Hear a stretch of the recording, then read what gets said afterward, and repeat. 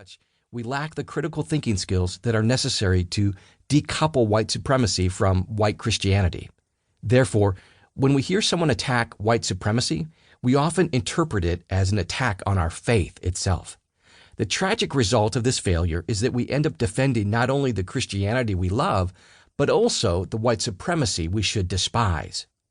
At the other end of the extreme are those of us who have learned to identify the parasite of white supremacy, as well as its fusion with Christianity, but who have used that insight as a basis for outrightly rejecting Christianity.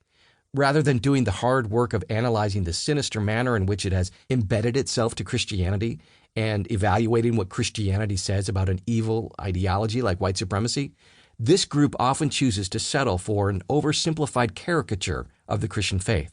In this way, the group's inability to decouple the one from the other repeats the same failing result as those representing the first pole.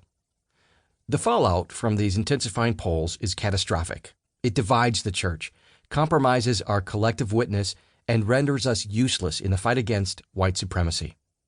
This is why the message of this book feels so urgent. The only reason this parasitic relationship has lasted so long is that it is shrouded in a cloud of lies. As white Christians, we have lost our ability to tell the truth about the parasitic presence of white supremacy within the faith we love, and as a result, we don't know how to move forward, even when we believe we are ready to. Therefore, the purpose of this book is to grow in our ability to tell and apply the truth of Christ and His kingdom to the problem of white supremacy. It is to expose the lies that allow this parasitic presence to survive generation after generation. It is to resist the racial systems that continue to divide us.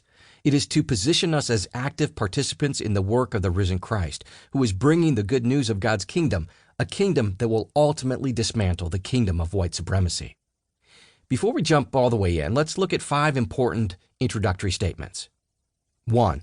This book builds on White Awake.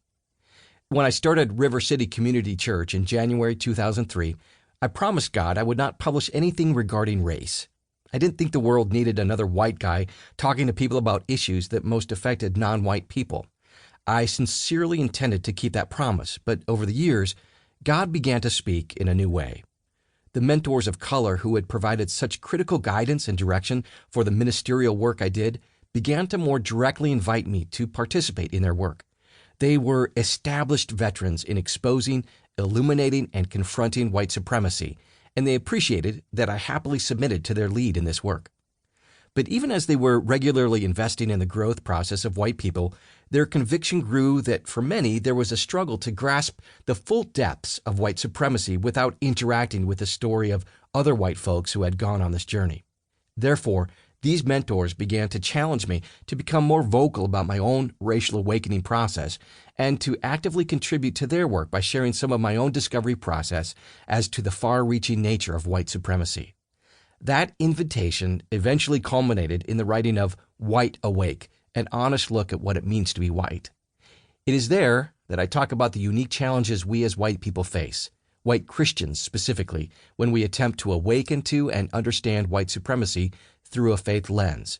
I spent a lot of time addressing the internal defenses that are bound to go up when this journey is taken seriously, and I chart out a path for developing a resilient spirit that steadfastly moves toward truth, justice, and equity.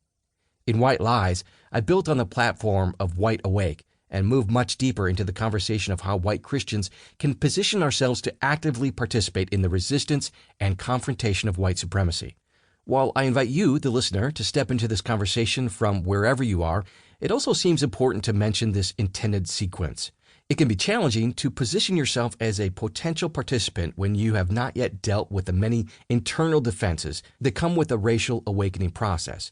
So starting with White Awake is always an option to consider. 2.